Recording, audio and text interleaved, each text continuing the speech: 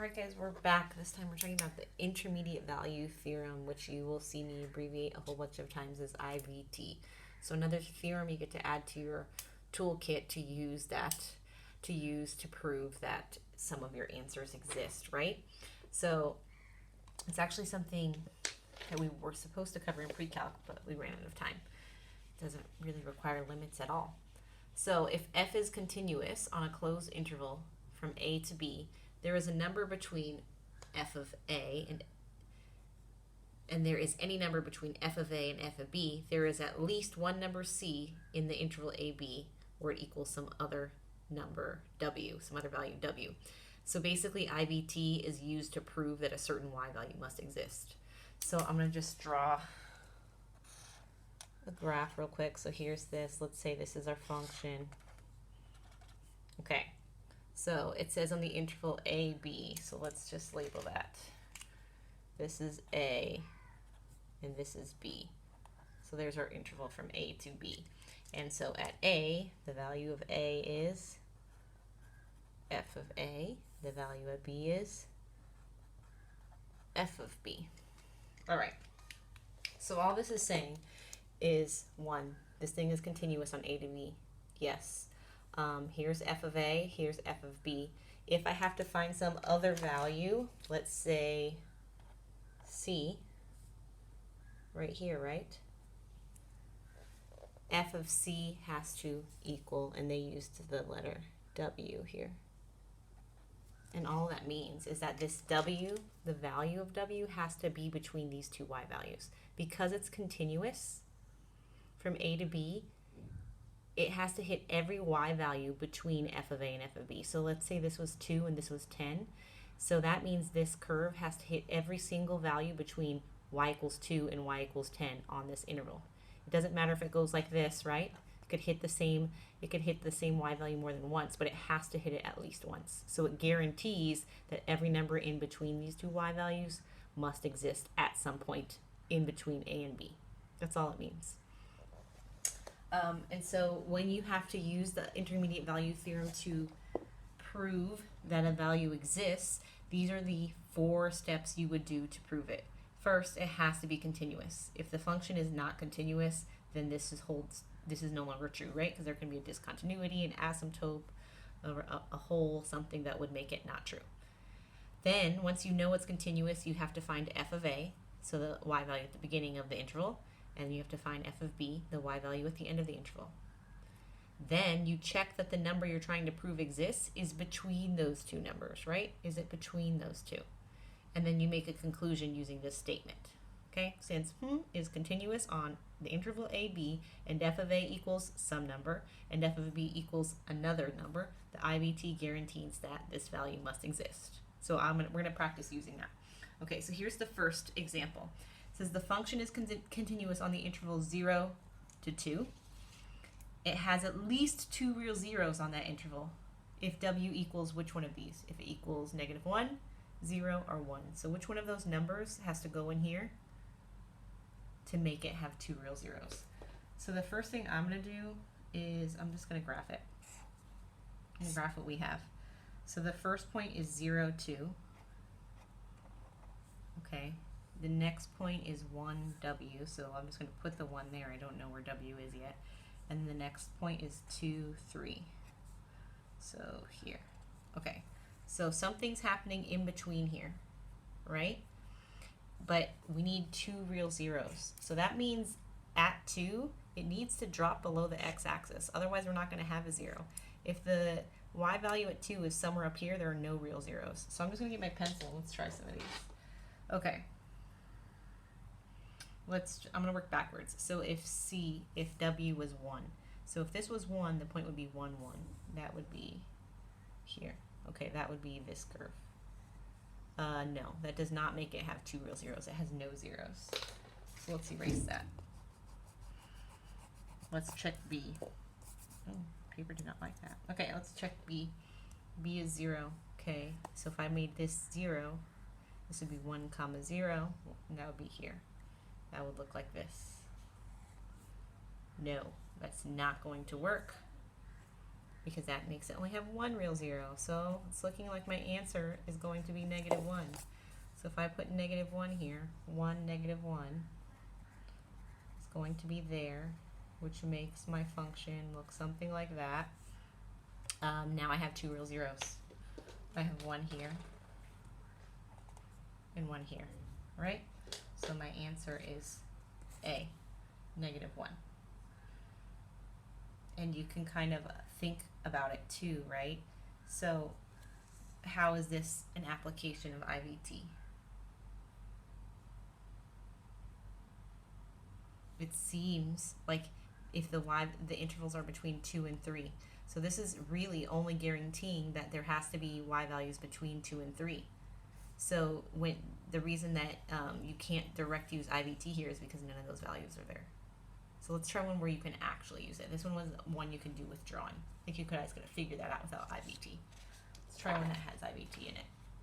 All right, h of x equals 2 to the x.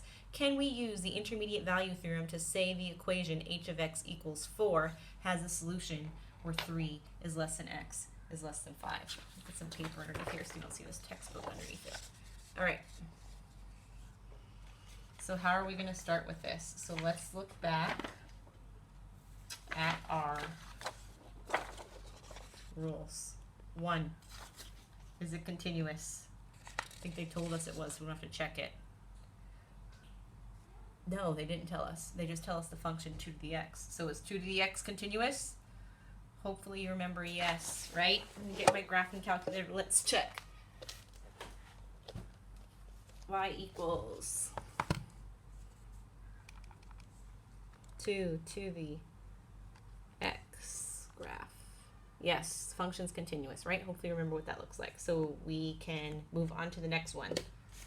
Step 2, identify f of a and f of b. Okay, let's get my pen ready. F of a. F of a is going to be f of 3 because that's the start of our interval, right? Our a is. And it's h of 3. Let me use the correct notation because it's h of x. And h of 3 is going to equal 2 to the 3rd power, which is 8. Okay, then we need to find the value of y at the end of the interval. So h of 5 equals 2 to the 5th, which equals 32. Okay, so step 1 was to check if it's continuous. Yep. Step 2 was to find f of a and f of b. Okay, we got them. Step 3, check that the desired value is between those two endpoint y values. So they're asking us if it can be 4. Okay, is 4 between 8 and 32? No. So, no. 4 is not in between 8 through 32. So we know the answer is no. We cannot use the intermediate value theorem, so this guy's out. Yes is not correct. So let's check these two no's. No, since the function is not continuous. Well, we already checked that it's continuous, so that is not true. No, since 4 is not between h of 3 and h of 5. Yeah, that's our answer. So even though it's no, you have to know why. All right, these you tries, I'm going to do them with you. And you'll try these on, you'll practice this during this practice problem. So the first one says the function h of x is continuous on a function, or oh my goodness, let me just restart. The function h of x is a continuous function on the interval -3 to 7, with h of -3 equal to 10 and h of 7 equal to -2. So you can imagine this graph if you want. Sometimes you can. It's easy to imagine if you graph it. So h of -3 is 10, and h of 7 is -2. So something down here. So those are the two endpoints. So that is really telling us that every value between here needs to be hit. So is there a guarantee that there is some value a in the domain such that h of a equals 1? Justify your answer. Well, they're telling us it's continuous, so I don't need to check that first condition. F of a, the beginning of the interval is 10.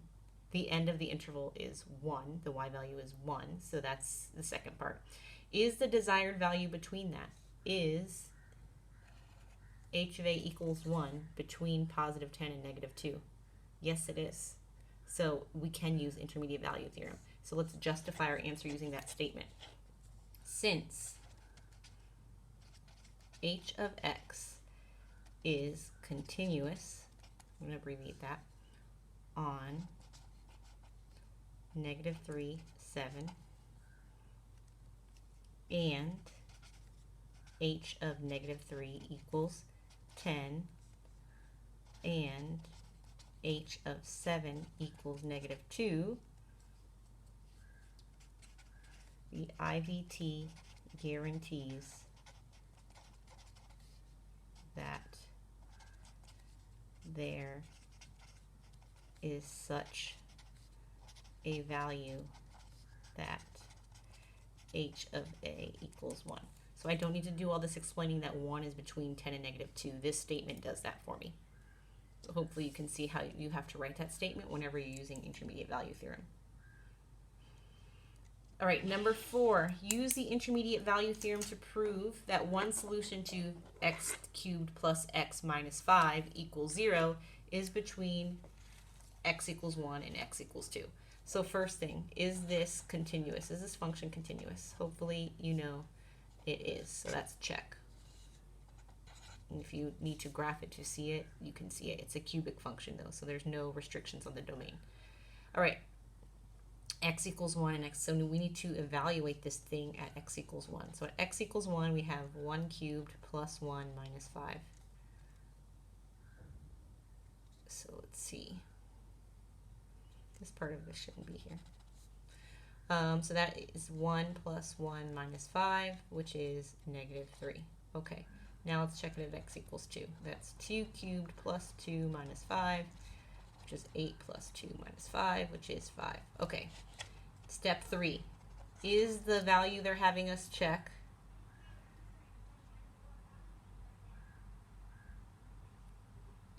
this was supposed to be here, sorry guys, equals 0. So is the value they're having us check at 0, this thing being equal to 0, is between x equals 1 and x equals 2? Yeah, so we're checking when this function equals 0. Didn't mean to delete that. So can it be 0? Yeah, because 0 is between -3 and 5, right? So it can be in there. So you would write your statement again. Just like this, you would just be replacing all of your values, right? Since, and we can just call it the function because they didn't give us, is continuous on 1, 2, and then we write all this at x equals 1, y equals -3, and at x equals 2, y equals 5. The IVT guarantees there is an x when y equals 0. Okay? Let's graph that and see if it's true.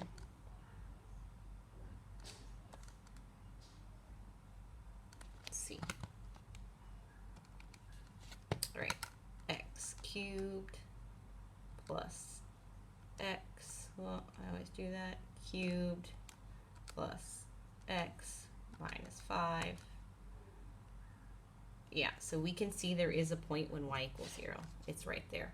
And that value is between x equals 1 and x equals 2. Okay, so the IVT is just telling us that value exists, not where it exists. All right, another theorem to add to your tool bucket, tool bag, and I'll see you guys next time.